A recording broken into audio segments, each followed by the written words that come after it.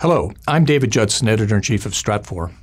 Joining me today is Rebecca Keller, our science analyst. Appropriately enough, she's joining me through the miracles of modern science, Skype. Today's topic is a broad one, the geopolitics of water scarcity. We're using this as kind of an opportunity to explore new innovation in the way we share information and reports with our readers. This will be what we're calling an ongoing series. So Rebecca will be exploring region by region, country by country over the coming weeks and months. But before we get into anything very specific, maybe you could just give me kind of a primer, Rebecca, on the geopolitics of water scarcity. So the geopolitics of water come down to the very definition of the term, the geo in geopolitics. It's about geography and the constraints. So just like any other natural resource, whether it be oil or even, mountains that provide security, water is one of the advantages or disadvantages a country must operate in a constraint-based analysis when looking at their political motivations, be them economic, political, social, or security-wise. But unlike other commodities, water is not necessarily at the forefront of people's minds all the time, like oil or natural gas would be. But it still comes back to the constraint. So when you look at water scarcity, or actually more appropriately, water stress, you're looking at a couple of different dynamics. You're looking at short-term stressors like drought, which tend to be in the news more often.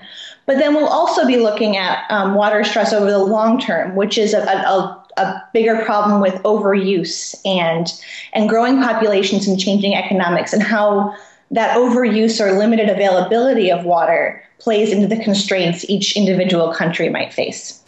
Yeah, but I want to come back to a point that you made yesterday when we were chatting about this, that there's a uniqueness to this geopolitical issue that we don't find in other resource issues, in that water scarcity, unlike as it's often portrayed in the media, doesn't lead to, quote, water wars. It's an underlying issue that amplifies other kinds of social and political stresses in a given society. Yeah. Absolutely. Water wars is a popular phrase you'll see in the media quite a bit, and it's something we tend to not shy away from, but don't believe to be the true focus. It's an underlying constraint that faces not just arid nations like those in the Middle East, but every nation has a limited, be it a large limit or a small limit, amount of water. And how the nation uses that resource or overuses that resource will play into how big that is of a constraint to their economic, political, and social development in the coming years and decades. Versus physically fighting over water, it's acting as a constraint to future growth. I know that when you get into the hard pan of the analysis that we'll be rolling out, you'll be exploring these issues region by region.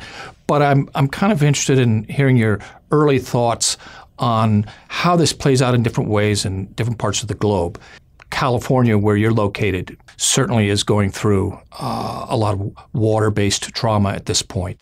And then we move on to very, very different problems in places as diverse as Yemen and India and South Africa, to mention a few examples. Absolutely. Water stress is a global issue. Every country will experience some level of water stress in the coming years, but it's also a very regional issue in that each nation will be forced to deal with water stress in different ways. So more developed nations, the United States, California, for example, have the capability to implement water management strategies and alternative water solutions, be it desalination or wastewater management.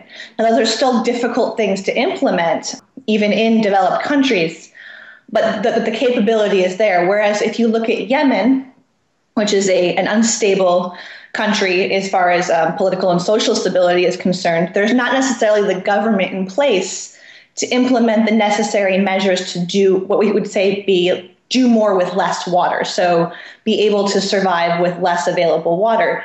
So a country like Yemen is under more of a threat of almost physically running out of water in certain locations because they don't have the capability to manage the water they do have available. Whereas California, which is under an extremely severe drought right now, has more options on the table to do more with less in the coming years. But I'm also intrigued in reading through your drafts of the sheer complexity that in a rural society, for example, when there's a water scarcity issue in rural areas, the result is constraints on agriculture, which leads farmers to leave the land and move to the cities. Then the increasing urbanization creates a whole new set of water scarcity issues in the urban environment. Agriculture is globally the largest consumer of water, so any kind of water stress or water scarcity is going to have a large impact on agriculture. So in a place like India, for instance, where we see significant pollution affecting available water sources there and groundwater overuse causing the groundwater levels to get lower and lower, so wells have to be drilled deeper and deeper, making them more expensive, we then see the movement of people into the cities, or urbanization, as you mentioned. And this urbanization, you still have to feed those people, but they're no longer growing their own crops. So it's either, import food or continue to produce the same amount of agriculture, which then puts more strain on those water resources. In addition, you have increased municipal demand, and the infrastructure may not be adequate in that it might not be able to carry the amount of volume for these increased populations in urban areas, or it may be old or poorly maintained, in which case you're losing more water than you're getting at times. The implications are many. I'm really looking forward to working with you as we fold this project out. I know our readers will appreciate the effort as well. So please join us here at Stratfor to read more about the geopolitics of water.